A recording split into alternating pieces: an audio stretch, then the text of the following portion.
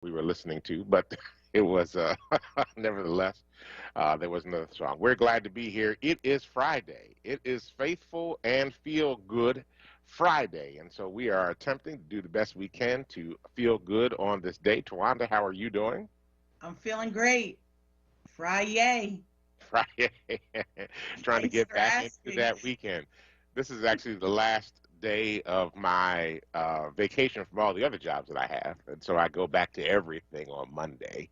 But I have, well, actually, some of it I go back to this weekend. I go back to church this weekend, but I go back to Power on Monday. And I am grateful for that. And Tawanda, thank you for being here with us all week long. And then also we have the person that holds it all together, keeps us moving every single morning, make sure that we get all of our technical glitches worked out, and so that we can get on the air. Good morning, the Queen, Coesa. Good morning. How are you today? I'm doing well. You know, I'm here.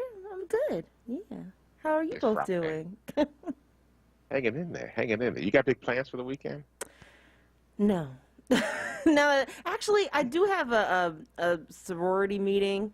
We have once a year, we have, kind of like a retreat to gather everything and figure out like what we're going to do for the whole year. So I'm, tossing and turning a little bit about whether or not I'll go. Cause I don't like crap. Like I don't want to be around a lot of people.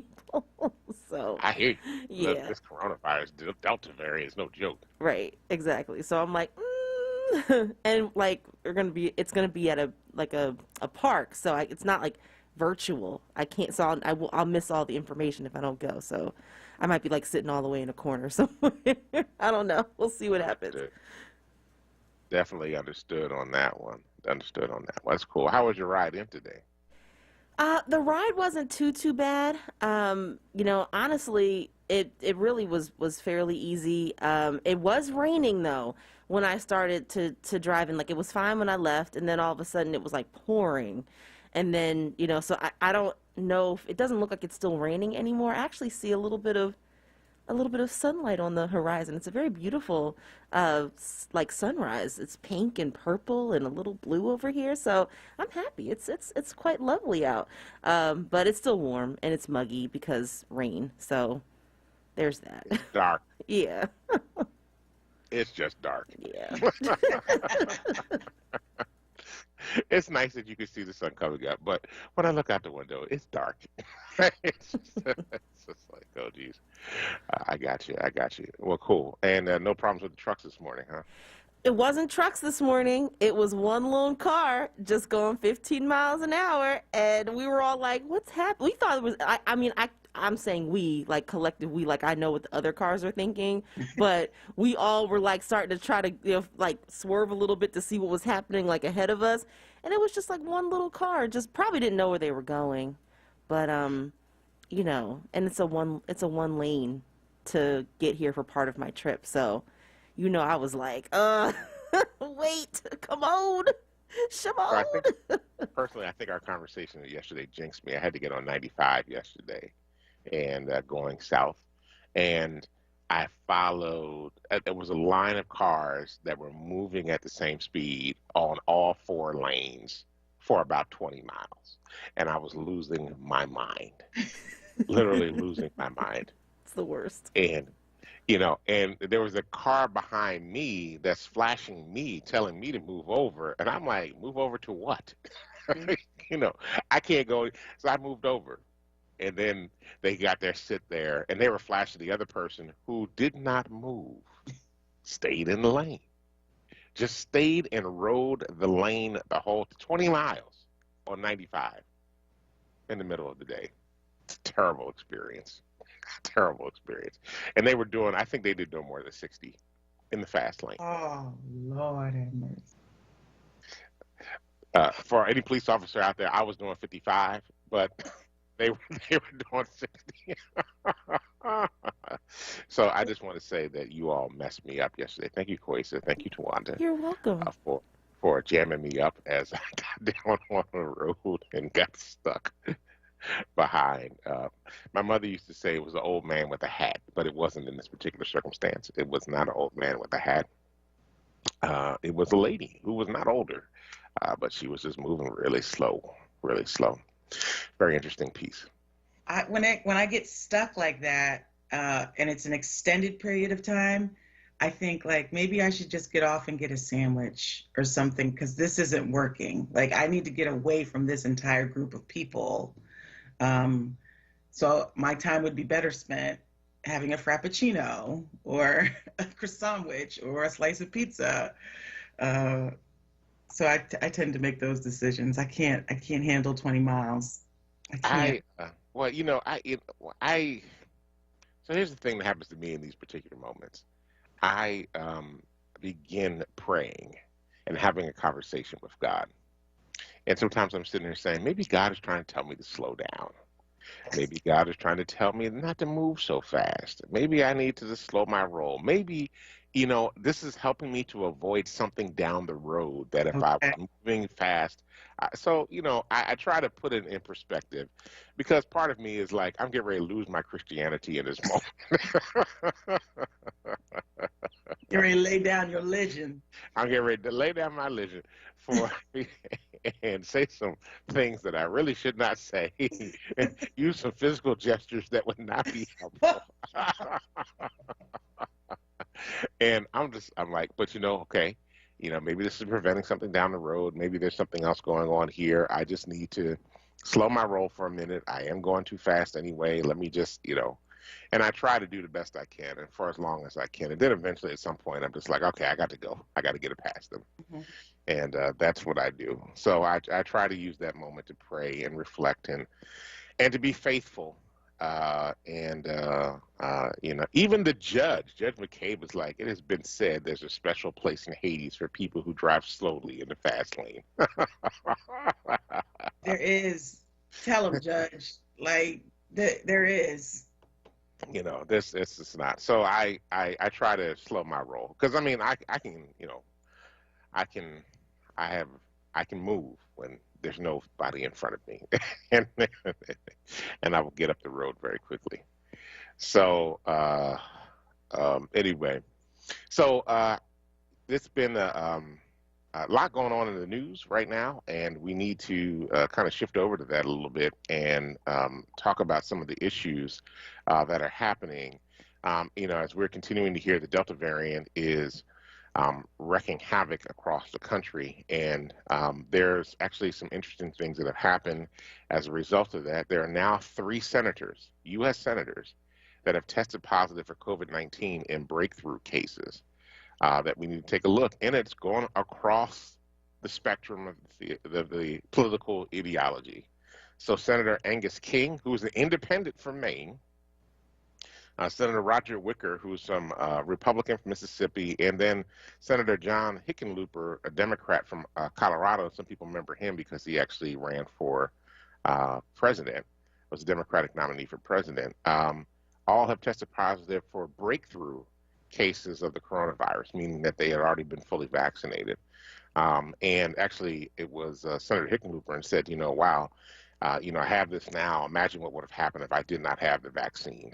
And so, this is just a situation. We also know that Senator Lindsey Graham had also gotten the COVID-19 vaccine and then got COVID-19 as well, a breakthrough case of Delta variant. It's a reminder to us that even though you've been vaccinated, you still need to be careful in this moment. Mm-hmm. You need to be very careful in this moment. Sending our prayers to all of the senators and for quick healing and restoration.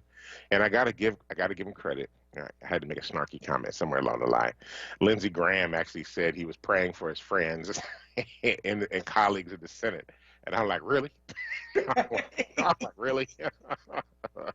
and, and then he tells people like hashtag get vaccinated. Like, oh, yeah, really. Okay. This was posted in the Inquirer, so it's in the day's Inquirer. You should be able to see it in there. But I was like, Lindsey Graham, the audacity of you, the pomposity of your hypocrisy knows no heights nor depths. Really. I'm gonna pray for my colleagues. Like, weren't you a denier? Didn't you want the country to open back up again and keep moving and get the economy going? And the Yeah. Democrats were just making too much of this whole thing. Yeah. Yeah. Same Lindsey Graham. Same guy. Same guy. Same Yeah, flip that's really flops. wild. Just a reminder, folks: wash your hands, wear your face mask. You've mandated in many places across the city now to have to wear masks. Businesses are requiring it. If you're in city facilities, it's required. You're in a space with a lot of people outdoors or indoors, it's required. Just put a face mask on. It'll save you and a lot of other folk a lot of misery. I know I'm particularly sensitive because I'm in the house with my grandson, and he can't get vaccinated because he's like almost 3 months old, and that is a thing. Because it's not just now about me getting it and bringing it in. It's about the fact that I could be a carrier and not even realize it. Hmm. And I'm holding him and I'm up in his face, and, kissing all over and everything. And that is something that worries me to no end. You don't want to bring it back in. It's not just about the fact that you could get it, wind up getting a mild case, you can transmit it to somebody else. And so we want to make sure that we're doing everything we can to protect our loved ones, our seniors, our children that can't get vaccinated, people that we know that are immunocompromised. Maybe somebody that's dealing with cancer right now or has another health condition that is preventing them from being able to the vaccine. Even though they've been vaccinated, it's not as efficacious. It's not as effective if they have immunocompromised, getting chemotherapy treatments or other treatments. So please do your best. Take care out there. Yeah. Yeah, this is how we love our neighbor. Is by wearing our masks and washing our hands, and we in lessons that we still have yet to learn, this is probably one of them. So this is an opportunity for us to practice some love towards one another, and also we've seen it, and we should know this, but it knows no bounds. This disease knows no bounds, and it's Republicans, it's Democrats, it's rich, it's poor, it's white, it's black. It's really a common thread that we should be able to unite around, but we are divided around it, and that's troubling.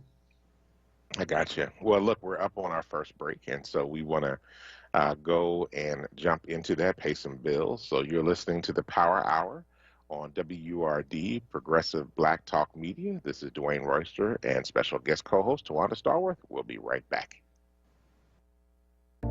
This year for Founders Day, WURD Radio will acknowledge 5 members of the community who represent the ideals, mission, and character of our founder, Walter P. Lomax Jr., MD. The 2021 WURD Founders Day Community Impact Award recipients are Mazi Kasher and Steve Pickens of Philly Truce, Veronica Hill Milbourne of Spectrum Health Services, Lanish Miller-White, Carlo Campbell, and Walter DeShields of Theater in the X, Pastor Alan E. Waller of Church. And I've done everything to stay healthy and protect my unborn child during COVID. The way I see it, getting vaccinated is one less risk to me and my baby's health, for now and the future.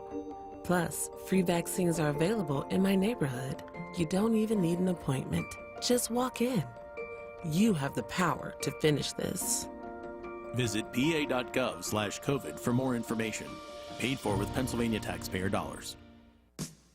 Hi, this is John. Hi, this is Juanita, owners of JD's Auto Body and Painting. We're located at 6300 Wayne Avenue, right there at the intersection of Wayne and Washington Lane. We really like to thank all you WURD listeners for the support that you've given our business, and we really hope to see you in the future. JD, tell them about our products and services we have. We have a new state-of-the-art paint shop along with our body shop and detail shop. We can help you with the dents and scratches from the winter season. Come to JD's Auto Body and Painting. Come on out and check us out. We're still honoring that WURD 10% discount. Give us a call, 215-848-5949. Again, 215-848-5949. Thanks again for supporting our business. We really appreciate you. See you at JD's Auto Body and Painting. Want the latest in Word swag? Check out the shop tab on WURDradio.com. Hoodies, tees, and more in a variety of colors. The shop tab on WURDradio.com. Show the world that you're all about black. Talk media. You're listening to WURD Radio, 96.1 FM and 900 AM WURD, independent black media. Welcome back to the Power Hour. This is Dwayne Royster along with Tawanda Stallworth. Hey, WURD family, join WURD Radio on Thursday, August 26th for our annual Founders Day celebration, honoring the life and legacy of our founder, Walter P. Lomax, Jr., MD. This year, we'll feature a special live broadcast from 11 a.m. to 1 p.m. at a street naming ceremony for Dr. Lomax at 1800 Wharton Street, the site of his first medical center. The day will also include a series of virtual panels and conversations exploring health, wealth, and independent media. And there's a special Founders Day membership discount. Join and renew today for just $80 and help us contribute to Dr. Lomax's legacy by continuing Dr. Lomax's legacy by supporting progressive Black Talk media. For more information, go to WURDradio.com and click on the Founders Day banner.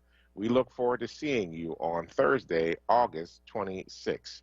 And also a reminder today, you can join Tiffany Bacon, who is going to be broadcasting from the West Oak Lane Senior Center, 7210 Ogontz Avenue today. Come win concert tickets, meet special guests, and stand up and be a part of WURD. Come be a part of a movement to amplify the voice of the black community.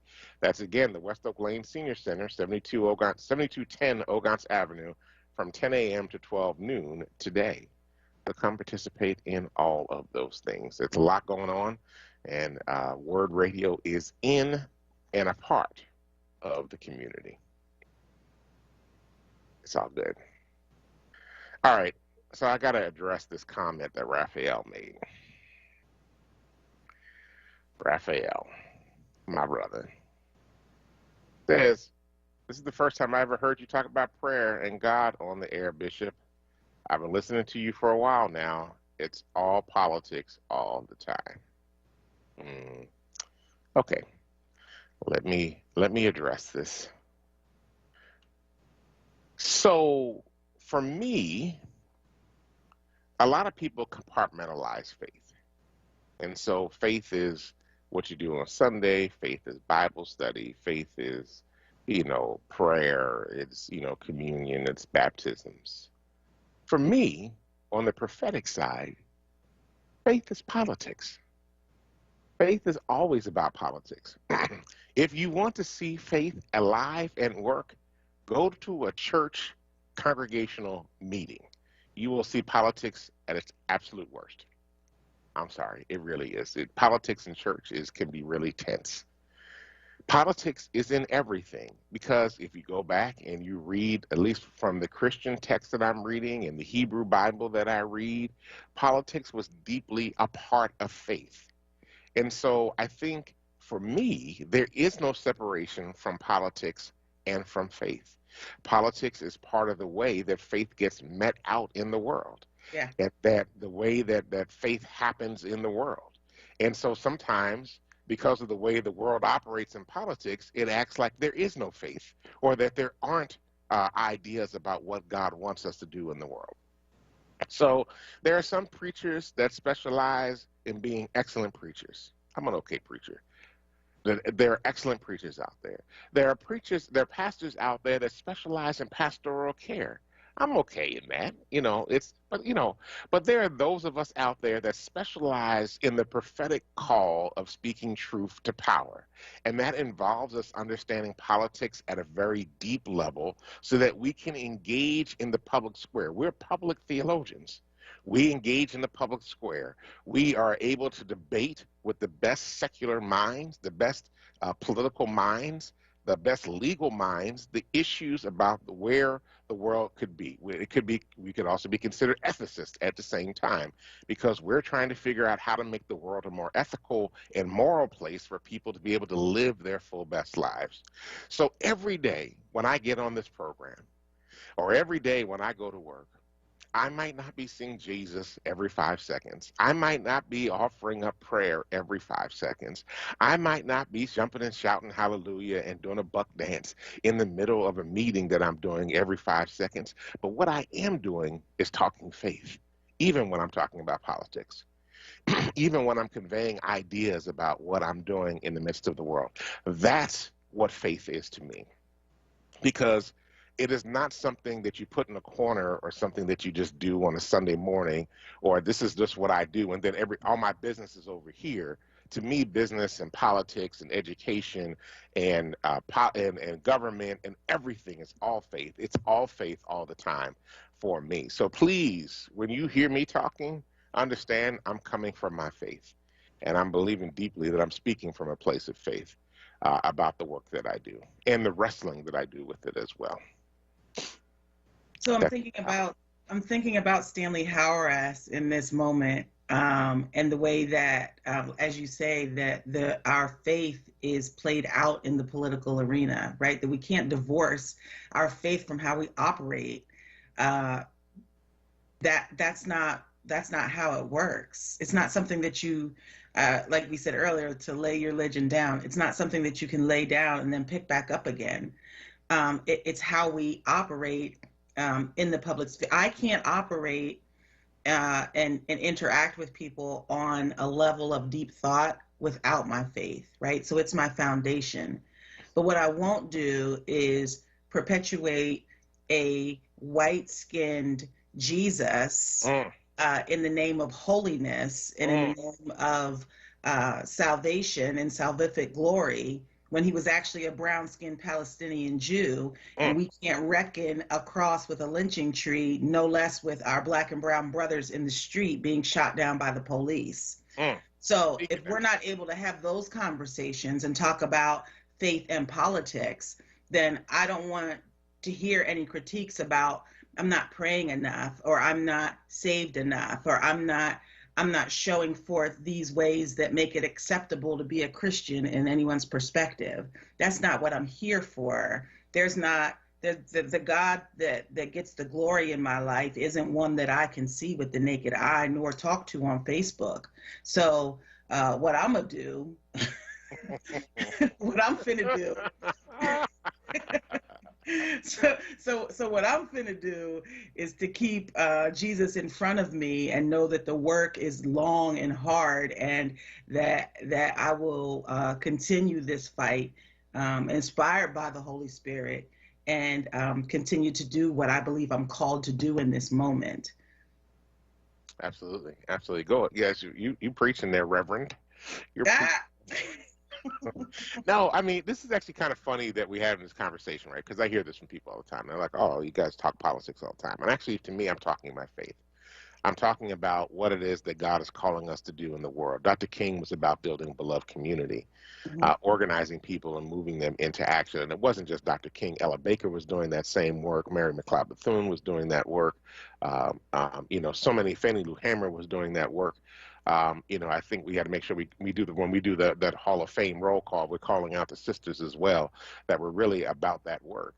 And it's important for us to understand that there is not a separation of the two. And I think the powers that be, especially political and business leaders, want there to be a way to push faith to the side and not allow its due space in the public square as a part of the natural discourse that needs to happen for moving our country forward.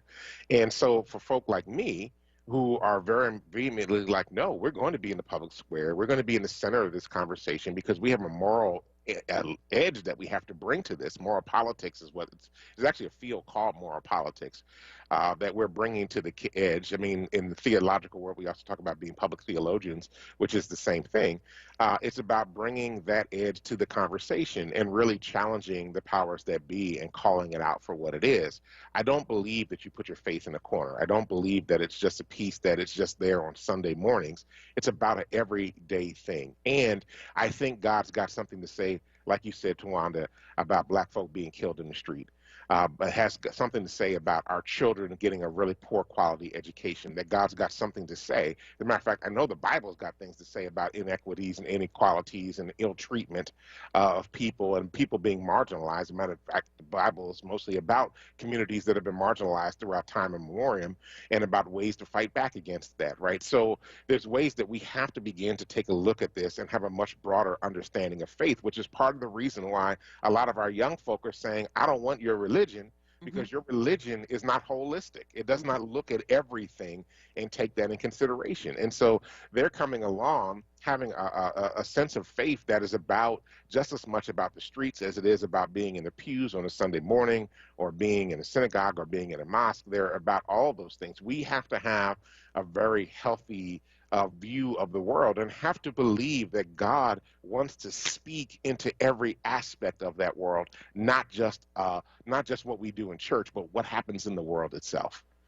Like this divorcement of faith and politics is how we end up with state legislators who can organize a prayer breakfast and are identify as devout Christians, but want to take money from our children and put it in a rainy day fund so that their party, hopefully, their hope is that, they'd be able to spend down this money. These are the same, so their Christianity is acceptable and to them and maybe to other people that they are devout Christians. And in fact, their work is antithetical to what God's activity has been in the land. And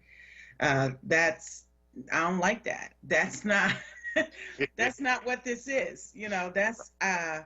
That's detrimental, right? That thought sets us back, right? Because I'm not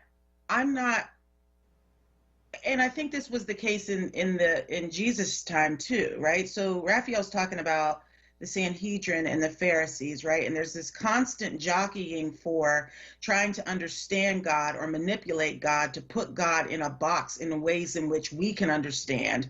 And we are humans, right? We are the creation. We are not the creator. We're not on level playing field with the creator. So it's not for us to try to manipulate God into our boxes of Sunday morning worship or what devout looks like or what prayer even looks like, right?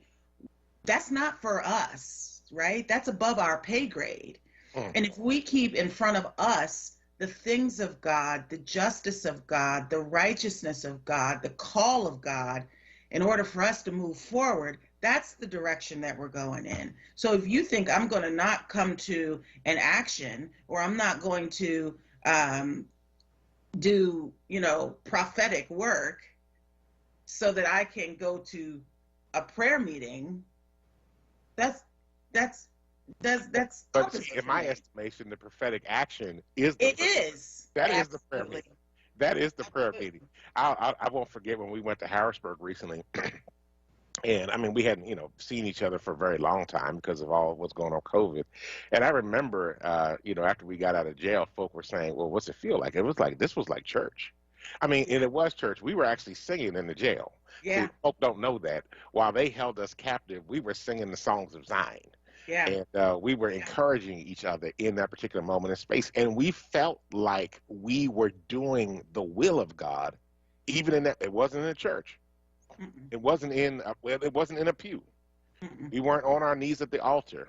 We had our hands handcuffed behind our backs, but we were singing the songs of Zion and celebrating, what God has called us to do in this particular moment. That felt like church. That's what's happening in the streets right now with young folk out there with Black Lives Matter and others. It feels like church to them.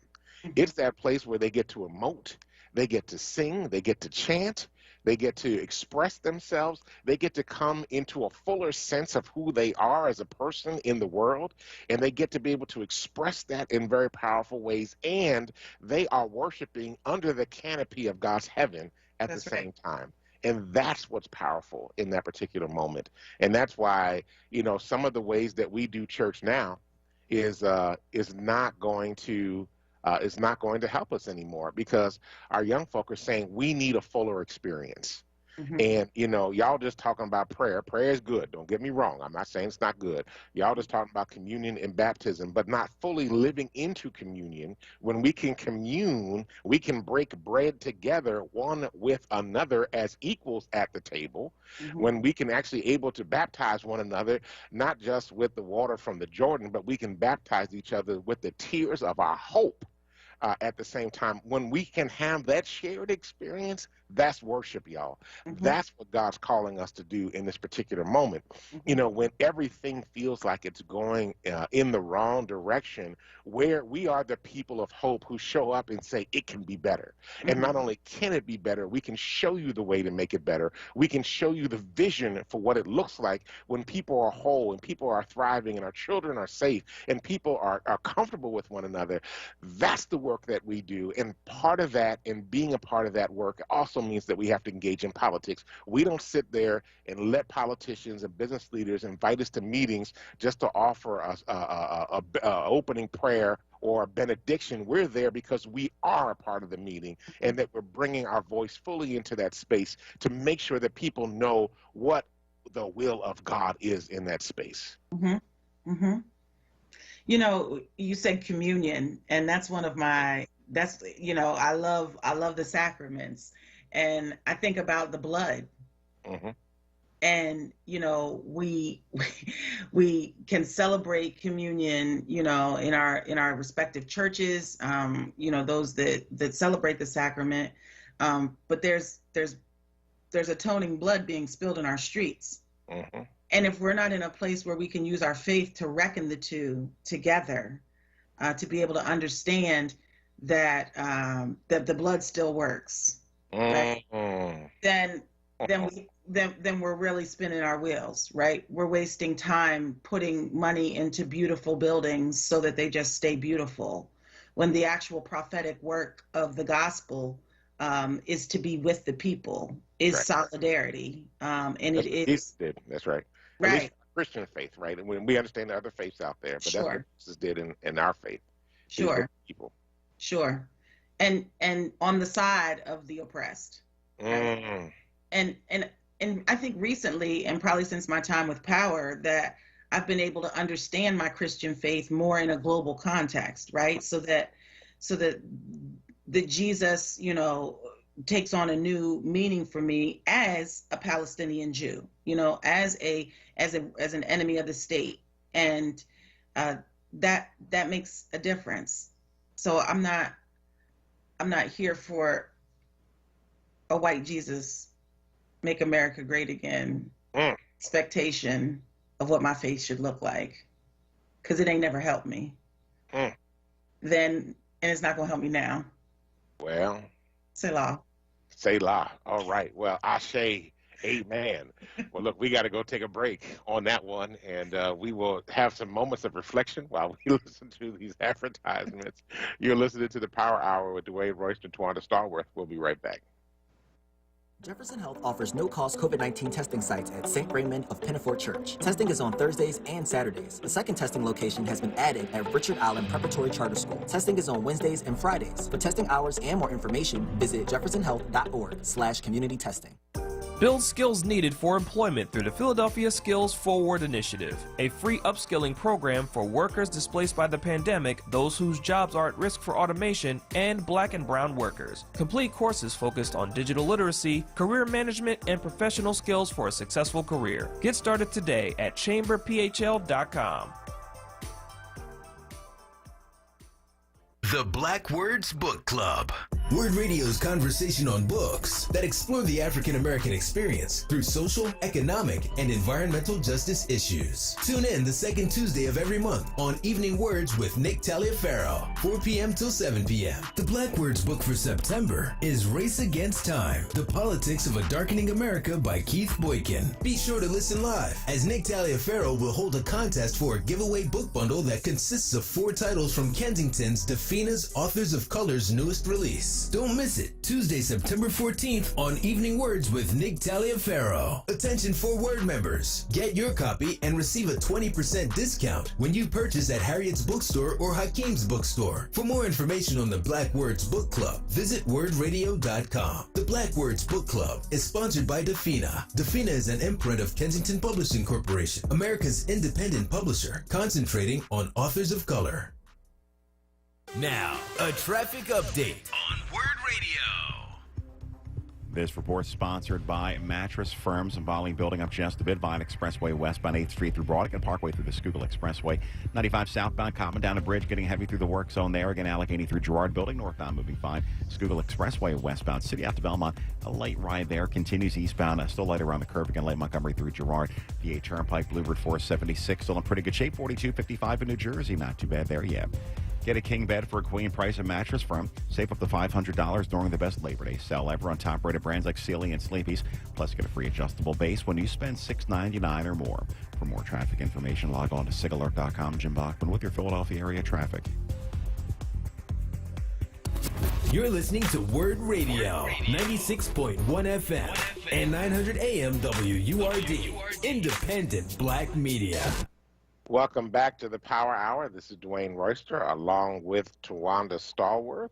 We are here. We've had a rather vigorous conversation this morning about faith and politics and what all that means, and trying to address the various issues that come with that, in addition to our disdain for people that drive slow in the fast lane on the highway, just to mention that as well. Just looking at, some of the other things that are happening around the country as we go back to our faith in politics conversation. There are actually some Democrats have returned to Texas. Many of you remember about almost 2 months ago now, Texas Democrats left the state capitol to try to prevent a terrible voting rights bill from going in place in Texas that would really roll back many of the voting rights that came in the 2020 as a result of the pandemic. And so they left. They went to Capitol Hill to go meet with President Biden. They wound up meeting with Vice President Harris, members of the Senate, and congressional leaders to have this conversation about what this could actually mean, voting rights mean for folk in Texas.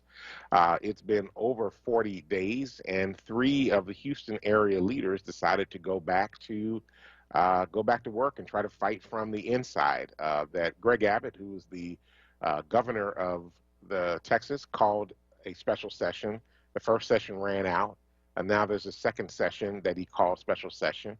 Many of these political leaders were going to be arrested if they came back into the state and brought back to the Capitol so that they could have quorum to be able to handle the people's business. So some of the Democrats are going back, and this is probably not going to be good. We're probably going to hear about these Gregorian laws that are getting ready to get passed in Texas in terms of preventing people from being able to vote. It's actually not a good thing. Did you say 40 days? Because I think I've heard that before. 40 days.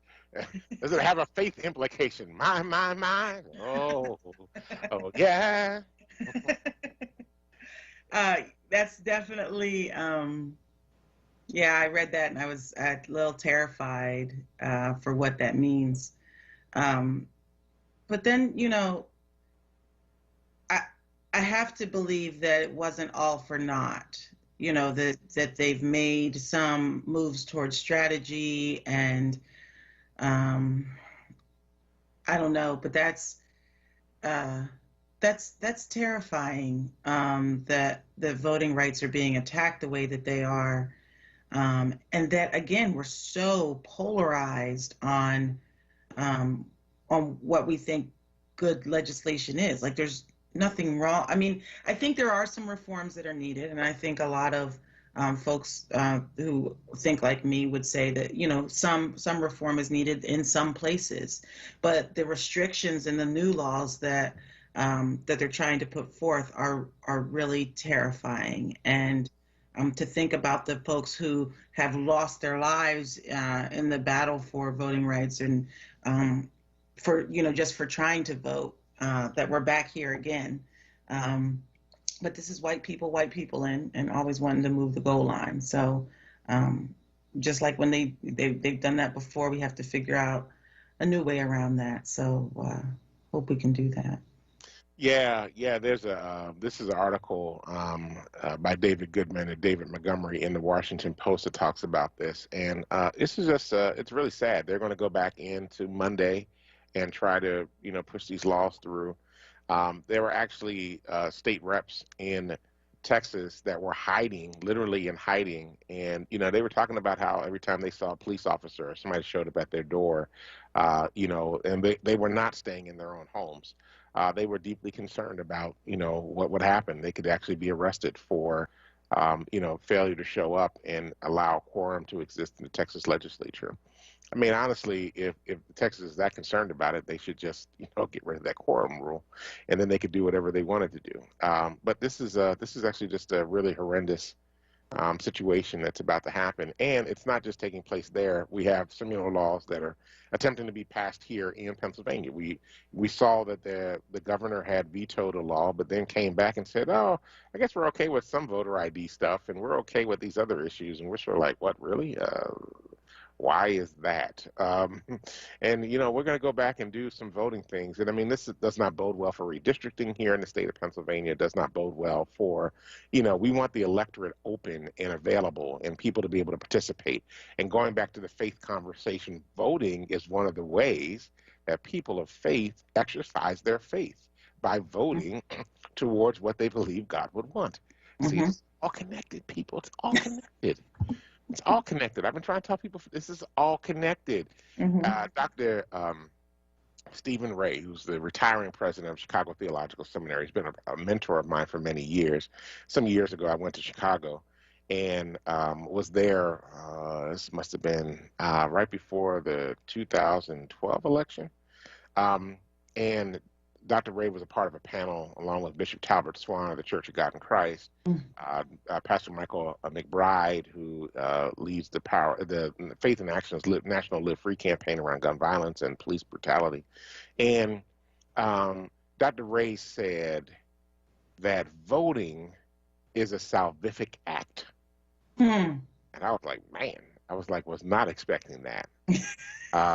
And began to talk about and break down how voting is in itself an act of faith, and it is an act of salvation, not just for your soul, but it also is an extension of your belief in your faith. And to not vote and be a person of faith is to be faithless. And really just kind of push that whole thing out there. We'll have to get him on sometime and talk about that when we get closer to the voting season. But he just kind of went through this whole thing about voting be a salvific act and really just broke that down. And, and it's not just an act for the individual, because for far too many people, salvation is just about themselves, but it's not, it's about salvation of the whole world. And there's a difference when you look at that versus the individual versus the whole world. And, how we're looking at ways of building beloved community, as we're looking at ways of being able to bring healing, wholeness, and hope into the world, that when you, as a person of faith, don't vote, you become faithless. So it was a really powerful piece. And so, that's why in many ways there are African-American clergy and leaders that are fighting so hard, because voting in many ways is a representation of our identity, our humanization, and our identity as children of God in the world. Being able to be agents of bringing about God's destiny into a world that sometimes feels like it's going absolutely mad. Well, and that's why when you'll hear stories of, first the, early, voting shortly after the Voting Rights Act, and people would put on their church clothes. Because it was like going to church. That's exercising in the Christian tradition. We have relationships that are vertical, with our God and our Savior, and then we have relationships that are horizontal, right? And being able to, as you said, perform those salvific duties, man, that's heavy. That's heavy. In creating community with one another, what we're called to do. That's right. I'm not sure what else we're called to do here on this world, other than to walk out our faith and work out our soul salvation in ways that advance God's plan on Earth. We're a part of that. Absolutely. So, I just, there are more comments in there about the politics of the faith thing. Okay, y'all believe what you want to believe. That's fine. That's your life and your faith. God bless you. But in the meantime, for me in my house, we're going to serve the Lord and do what God called us to do. I do want to also say that, seminary is an experience. And if, to engage in some of these conversations, so even thinking about when some folks in the comments, and certainly appreciate the comments, they're saying what the text says. And when we see that, and I'm not putting myself on your level, Bishop, but I'm saying having some basic Old and New Testament and interpreting in context and practicing exegesis of the text, we see, oh, that's what the text says, and we're like, yeah, and so you better do some social location work. This ketchup bottle also says, like, so that's not going to get very far in a conversation with us, because we understand that the canon that we use, that the 66 books that are primarily used, that there's more than that there's more text than that there's that it was written mainly by men and written for men and for wealthy men, and that these concepts of oppression aren't new to us, and they were baked into the writing of our sacred text. So we just want to be mindful of how we use the text in those conversations. Well, you have just preached a word, taught a theological class today, and helped us along the way, Twan Starworth. Thank you so much for everything that you do, and thank you for being here all week long. We appreciate it. You'll be back with us next week, and so we look forward to that. Thank you, Kuwesa, for holding down the boards and keeping us on the straight and narrow this week, and helping us work out all of our technical issues to make sure that we can be on the air this morning. Thank you to everybody that's listened to us on the show, whether it's through the radio, through the internet, through app, or whatever means that you're listening. For those that are making comments, we appreciate you. Thank you. Even when we don't agree with them, we appreciate you being here and being a part of the Power Hour family. Family, do stay tuned now for Solomon Jones, Wake Up with Word, and do us a favor as you go into this weekend. Go out, change the damn world, because if you don't, nobody else will. Peace. Weight on my shoulder.